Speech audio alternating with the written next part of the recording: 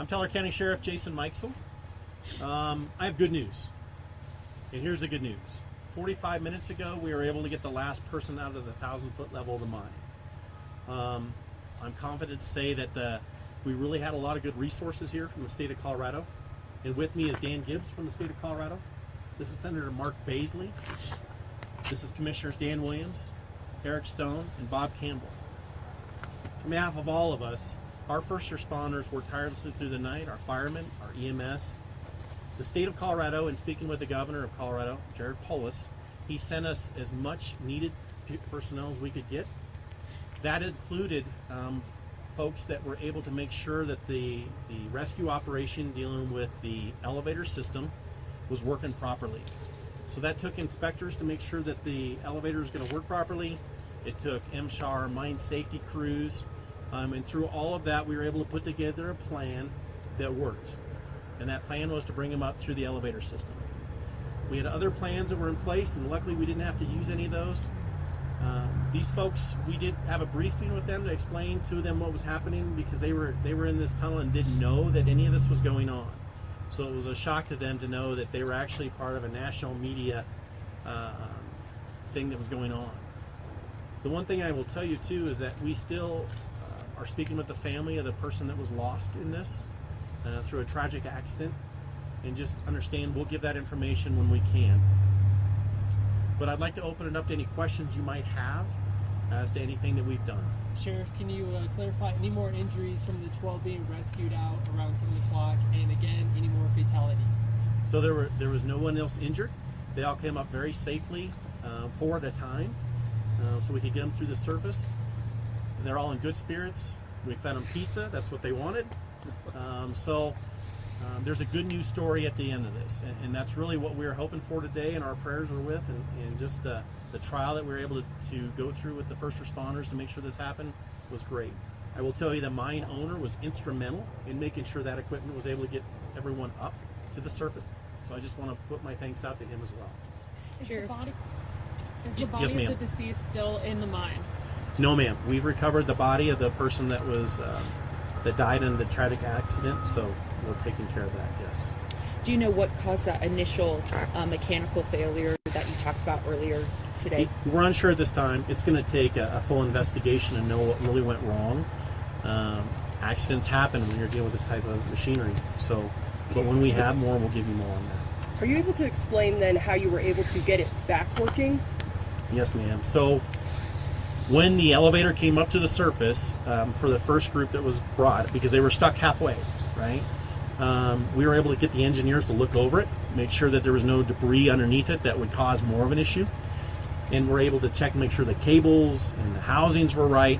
And so once they were able to identify that there were no other issues that could cause a problem with the equipment, they were able to lower it back down without anyone in it, and then bring it back up to make sure that it was going to run correctly. And then we decided on a plan to go ahead and do that, bring them back up. So, yes, ma'am. So, Sheriff, you said that they were kind of unaware of what was all going on up here. What did the folks that were down there at that 1,000-foot level, what exactly did they know was going on at the time? What we told them at the time is that there was an elevator issue. So they believed there was just an elevator issue, and there was. There was an issue with an elevator, and we didn't know what else. So, in speaking with them afterwards, they were very thankful that we didn't tell them, because I think that would have caused a little more of an angst about how do we get out of here. So it went well. How long were those 12 individuals down there? I think we were about 6 hours now into this, so right around 6 hours. Sheriff, can you describe the conditions down there? You know, we met with you earlier talking about the hopes to get them out tonight. What would it have been like, you know, as the temperature continues to drop down there, just working to get them out as quickly as possible? Well, here's the thing. When you're in the earth that deep, your temperatures don't really change. So the biggest thing is they had water. I think if we'd have had this operation go longer, we would have been able to lower them something on a rope system. But thankfully, we didn't have to do that. So. Can you say who was in the group? Like, were there adults? Were there children? Can you describe who was in that 12? Yeah, this 12 were all adults. Yeah, and they're all people that came here from out of state to partake in a trip down to a mine to see what it was like. But they're all adults. And are you able to say at this time how the person died? Was it related to the elevator malfunction? I can tell you that it was related to a malfunction of the elevator or a tragic accident, right? There's not a lot more I can give you because I really don't know. I think the investigation will kind of give us our answers, but that's something that somebody that's a lot smarter than me is going to have to figure out how that thing works. And Sheriff, the investigation into what happened with the mine, do we expect it to be closed for a period of time? I know it's seasonal operation, but what is it going to be like inspecting everything before it is reopened to the public and more people are sent back down? Right now I know that OSHA has to get involved, mine safety has to get involved. All those folks are going to be looking into how that works. I know that it was taken offline tonight, obviously for those reasons, until they can find out for sure what is needed or if there is any other issues. This was actually the end of the season for this company that does this. So fortunately for them, it happened at the very end of the season. So my hope is that they'll be back up and running next year, but we'll see how this goes forward. Sheriff, and a long day for your office. What is kind of your message to the first responders from surrounding communities that came out to help? Well, I'm glad you asked. And here's the thing: we had a rescue organization from Colorado Springs Fire Department who did an amazing job with a Plan B and a Plan C for me. We had the Cripple Creek Fire Department. We had ambulances from the Cripple Creek area. We've had state mine workers, state emergency management here with us, our emergency managers, our deputies, our police departments from Cripple Creek, all of those folks working to make one plan that would ultimately get everybody out safely. So was this the last day of the season, or it'll be shut down through the rest of this season? I believe this weekend was the last day of their season, right, before they shut down for the winter. So. Can you talk about how the training of your emergency responders maybe contributed to the quicker recovery of these individuals?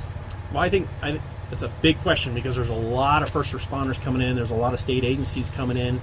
And here's the thing: in Colorado, we train every day to make those decisions on first responders and safety and getting people to safety. And you saw it work. That's what I saw today. How often do you have a senator, you have the state of Colorado here, you've got commissioners here, they did an emergency declaration. We did everything that we possibly could to make sure they were safe. And at the end of the day, those plans worked, and people got up safely. And working with the owner, who was just as much of a first responder to this as we were, they did a great job in making sure people came to the surface alive and safe. And Sheriff, I don't know if this is better for a commissioner, but just talking about the family-owned company. Last time this incident happened was a very long time ago. As you said, accidents happen, but the roots that this mine has in the community and continuing to bring in visitors from across the country. Absolutely. Dan, you want to? Yeah, thank you for that. So just to reiterate, our mayors were here earlier today. You saw the entire city council have it. Senator Basie here. We've got Director of Reclamation and Mining Safety. We've got the Department of Natural Resources, Dan Gibbs. Thank you, sir. Governor's talked to us twice. He just talked to us before we left here. He does intend on calling the victim's family at an appropriate time. And so just a real synergy there. Yeah, it's a local family business. Without getting any details, you can imagine the victim's probably local as well.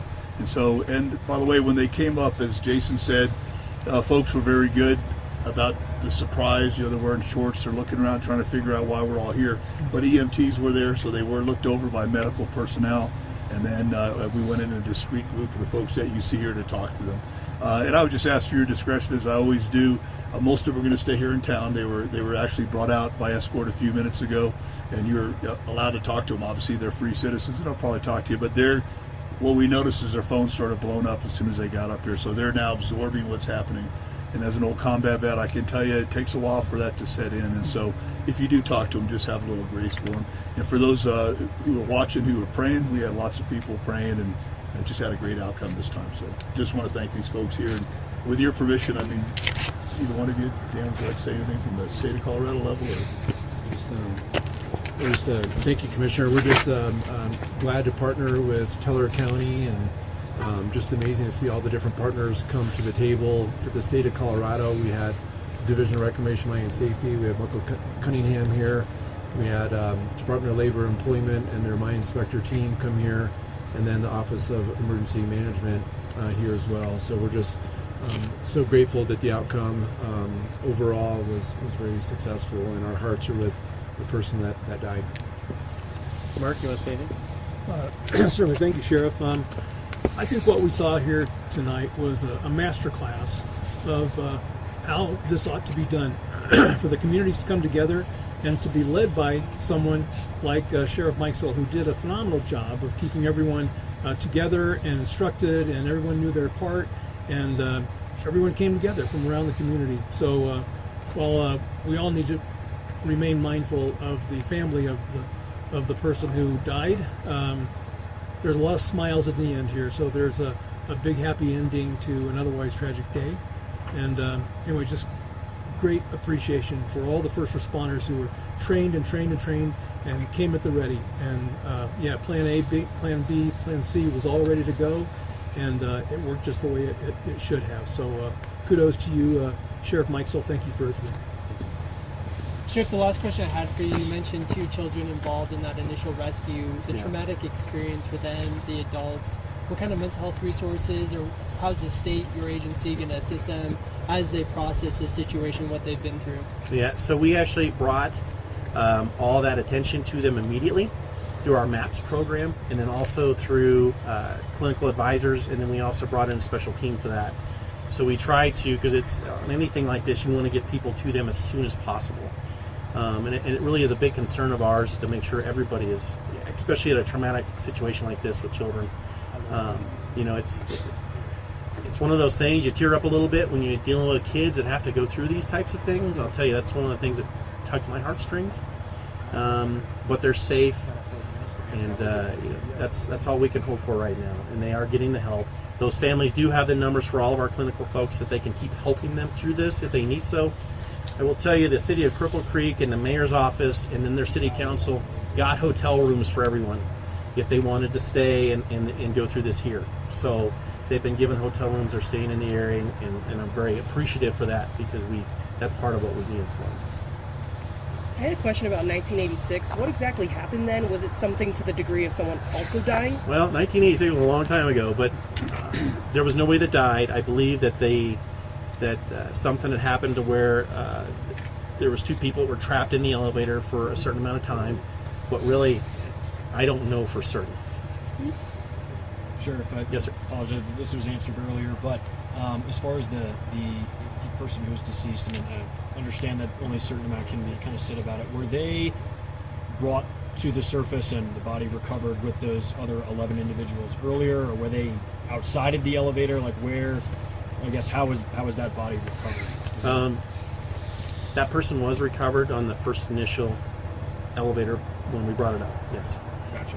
Yes.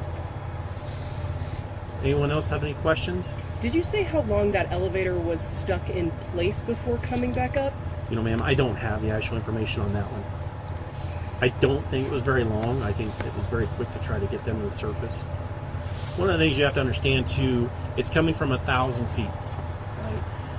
On this initial, how we put down an elevator, it was very slow to make sure that we didn't hit anything, there wasn't any debris in the area or anything else.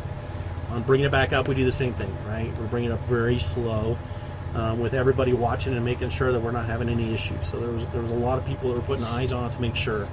And it was brought up as fast as we could, but you know, as slow as we needed to. So thank you, folks. I really appreciate all of you. And hopefully I won't see you anymore tonight. Thank you, and great job. Right. Thank you, Sheriff. Thank you, Sheriff.